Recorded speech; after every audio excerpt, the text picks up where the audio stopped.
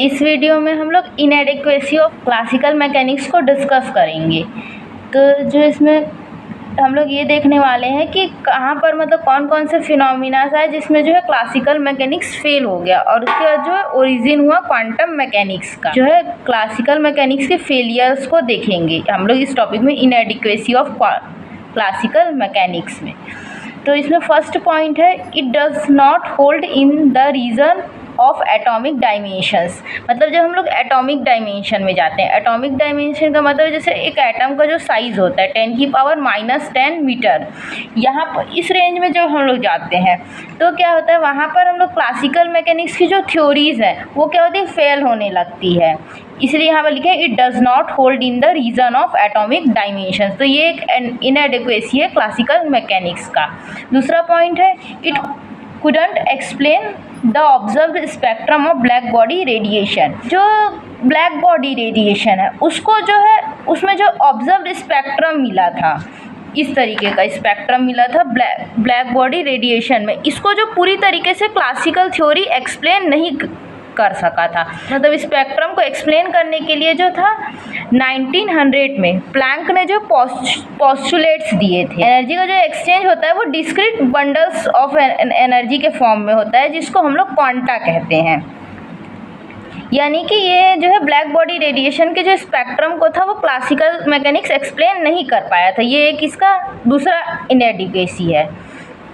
Third point है, it could not explain the photo electric effect. जो photo electric effect का phenomena था, यानी कि जब लाइट जो था किसी मेटलिक सरफेस पे इंसिडेंट होता था तो वहाँ से जो इलेक्ट्रॉन्स इमिट होते थे, और कंडीशन ये रहना चाहिए कि जो लाइट इंसिडेंट हो रहा है सरफेस पे उसकी जो फ्रीक्वेंसी हो एक थ्रेशोल्ड फ्रीक्वेंसी से ज़्यादा हो। तो ये जो फोटो इलेक्ट्रिक इफेक्ट था, और उसे भी जो है क्लासिकल मैकेनिक्स एक्सप्लेन नहीं कर पाया था।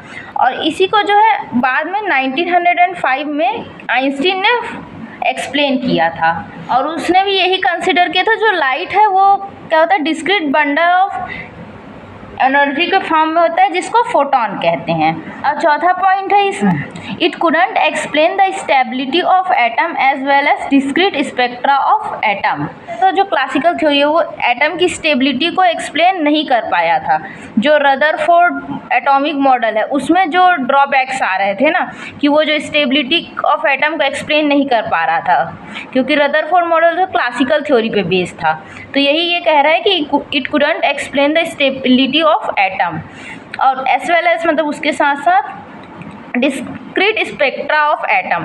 जब क्या किए थे, जैसे हाइड्रोजन एटम है उसमें जो था मैग्नेटिक फील्ड अप्लाई कर रहे थे तो जीमैन इफेक्ट देखने को मिलता था। जीमैन इफेक्ट मतलब कि जो स्पेक्ट्रल लाइंस थी वो क्या होती थी, जब हम लोग हाई रिजोल्यूशन में देखते थे तो उसमें क्या था, मैग्नेटिक फील्ड के प्रेजेंस में जो हाइड्रोजन एटम की स्पेक्ट्रल लाइंस थी उसमें स्प्लिटिंग देखने को मिलता था, और उसका जो था कुछ भी एक्सप्लेनेशन क्लासिकल थ्योरी के थ्रू नहीं दिया गया था या नहीं कर पाया गया था। तो ये एक जो था ड्रॉबैक है, ये इनएडिक्वेसी है क्लासिकल मैकेनिक्स का, कि it couldn't explain the stability of atom as well as discrete spectra of atom.